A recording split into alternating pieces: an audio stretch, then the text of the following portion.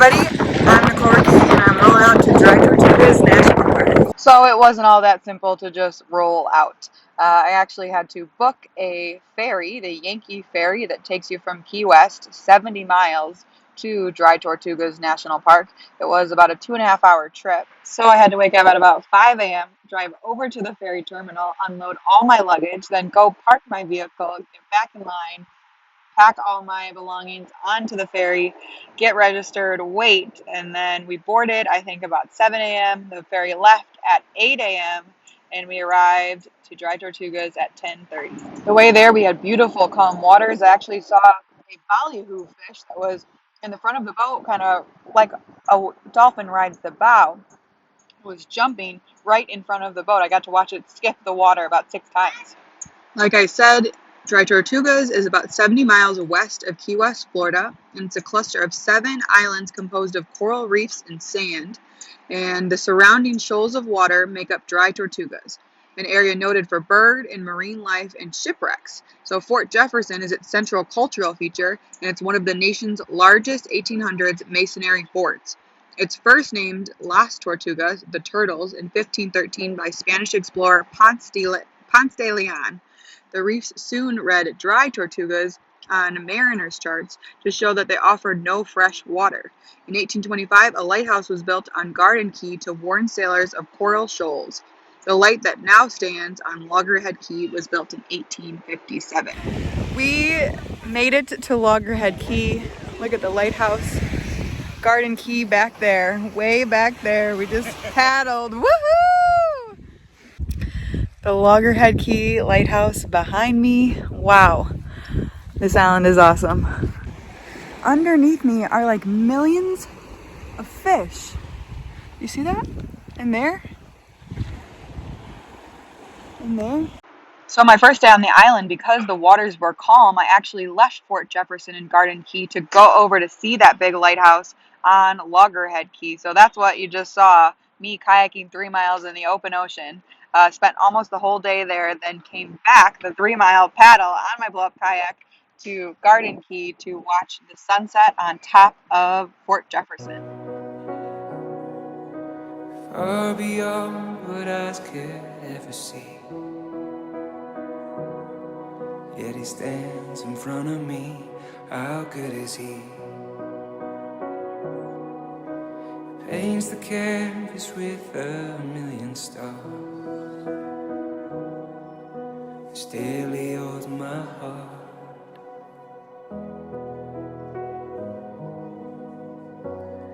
Our Father in heaven, the light of salvation. Oh, how good is he? The breath of Almighty before and behind me. Oh, how good is he? How good is he? I just snorkeled all the way around the moat wall. What a day I've had here at Dry Tortugas National Park. Now I'm standing on the moat wall and the sun is setting back there. But wow. I kayaked to Loggerhead Key. I snorkeled around the moat wall. Now I'm walking on top of it. Basically everything I want to do. And I think tonight I'm going to try and do a night snorkel with my underwater flashlight that I just got. And I am just so thankful for the amazing weather, the amazing wind, the amazing water. Wow. Thank you, Lord Jesus. Thank you, Lord Jesus. Look how beautiful this is. Wow. So I actually didn't get back into the water after that moment. Spoiler alert, there was no night snorkeling. The winds really did pick up. So I was very lucky to get over to Loggerhead Key that first day. And also on Loggerhead Key, I got to snorkel Little Africa, which was amazing, beautiful, clear water. We saw a ton of fish. Good morning. I don't know how bad the wind is taking this, but it's the next day, day 2 of my time in Dry Tortugas. Here's wild. It's been really windy. I am currently on Bush Key. I think it's Long Key that's over there that's closed for birds.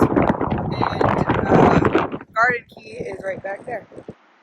Sands are always changing, and at times Bush Key is connected to Long Key and to Garden Key, the site of Fort Jefferson, and at other times channels separate these keys. While I was there, I did get to walk over to Bush Key, which is where I kind of tried to watch the sunrise that second morning, and then got to see Long Key from a little bit closer of a distance, but there was a channel in between Long Key and Bush Key. There are a lot of birds in protected areas on Bush and Long Key, so a great wildlife spectacle happens yearly between mid-January and mid-October. That is the time that I was there, when nearly 100,000 sooty terns gather on Bush Key for nesting season. Along with other terns, you can also see brown nuddies and the magnificent frigate bird on these islands. And this is so significant because these islands are the only regular nesting site for those sooty terns, the math boobies, the brown nuddies, and the frigate birds. And I saw many hermit crabs on these islands.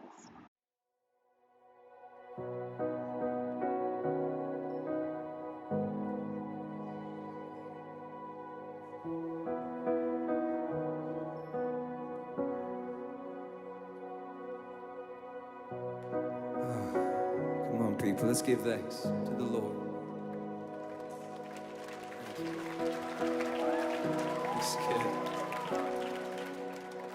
How good is He?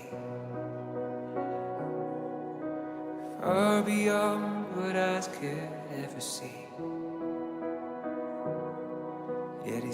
I am currently walking around Fort Jefferson, built between 1846 and 1875 to protect the gateway to the Gulf of Mexico. I basically have it all to myself. Oh my gosh, my hair is so crazy. There's only like 10 campers here on the island right now, and then the few rangers. So how cool to walk around. Oh yeah, also it's one of the largest forts in all of the United States, if not the largest. To the north, about a half a mile away, is a critical deep water harbor, the main reason that the fort was built here, and shipping routes leading to major ports around the Gulf of Mexico and the Yucatan Peninsula. So this is a really key space. Well, it was at least. Now it's just cruise ships that mainly go through here, not military ships using these crossroads. I am currently in a little room where they stored gunpowder. So they needed to keep it dry and safe. So within the fort, they built this building kind of in the middle-ish to protect the gunpowder. I thought I was alone in this little building, but Mr. Crab is here. Right there. Fort Jefferson is the largest all-masonry fort in the United States, and it was intentionally never completed because of fears that additional weight would cause further settling and cracking. This is huge building, massive construction. There are over 16 million bricks were used in the construction. There are over 2,000 arches. And after Florida left the Union in 1861, the red bricks along the top of the fort's walls were shipped from Maine, a distance of nearly 2,000 miles away, while most of the others came from Pensacola, Florida. So like I had mentioned, construction went on for 30 years, but Fort Jefferson was never finished, but it was still used. So during the Civil War, the fort was used as a Union military prison for captured deserters, and 4 men convicted of being involved in President Abraham Lincoln's assassination in 1865 were actually prisoners here. But eventually in 1874, the Army abandoned the fort. So the story of Samuel Mudd goes that Booth was injured after he shot Lincoln. And so Dr. Mudd helped him escape from the scene by healing him up. And he was imprisoned. Dr. Mudd was in prison for a life sentence, but he ended up only serving 4 years because while he was on Fort Jefferson, he was used as a doctor and saved many lives, so he was pardoned. In front of me, how good is He? Paints the canvas with a million stars. Still He holds my heart.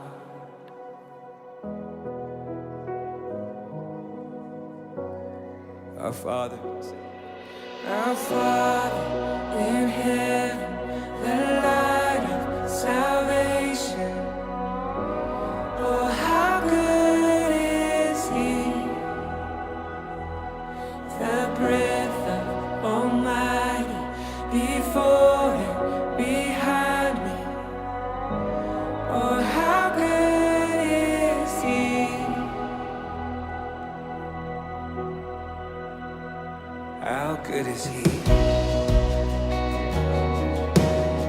Forgiveness isn't bound by circumstance. He's the God of second chance. How good is he? When a sinner's heart is all I have to bring. I love this still.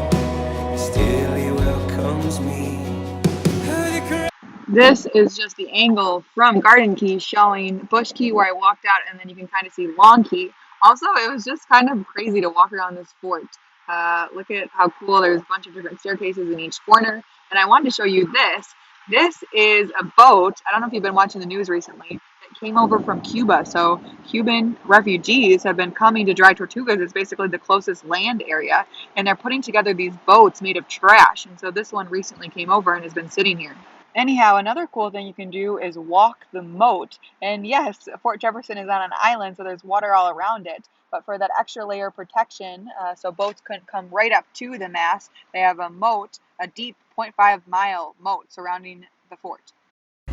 Currently, I am walking on the moat wall. There's the moat, Fort Jefferson, and there's the open ocean.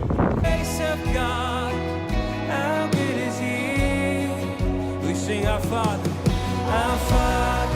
in heaven, the light of salvation. These are actually some little jellyfish that were swimming in the moat wall, which is connected to the open ocean because there are some breaks in the wall. And these are my two friends, Karen and Joe, that I met that I kayaked over to Loggerhead Key with. And they had caught a fish, and actually they had caught a fish, and then the shark came and ate the fish. So this is a lemon shark. And we're swimming right at the dock where the ferry comes to pick up us to go back to Key West. It was crazy, this huge shark swimming right by the dock. Oh my gosh, my skin is so burnt. It is time to get back on the Yankee Freedom, right back there, and head to Key West. Goodbye, Fort Jefferson. Goodbye, Garden Key. What an awesome trip. I love Dry Tortugas. Super awesome to be able to camp there. It was quite a wavy and windy day on the way back, unlike my beautiful day that I had on the way there the day before. But overall, amazing, amazing. God bless me so much, especially with Karen and Joe and the ability to kayak over to Loggerhead Key. That was a really special, special day. Oh, how good is he? The breath of Almighty before and behind me. Oh, how good is he? Our Father in heaven, the light of salvation. Oh, how good is he? The breath of Almighty before and behind me. Thank you very much for watching this vlog. Please remember to like this video, subscribe to my channel. You can turn on the little notification bell so you know when I post. And I will see you next time in the next one. Bye!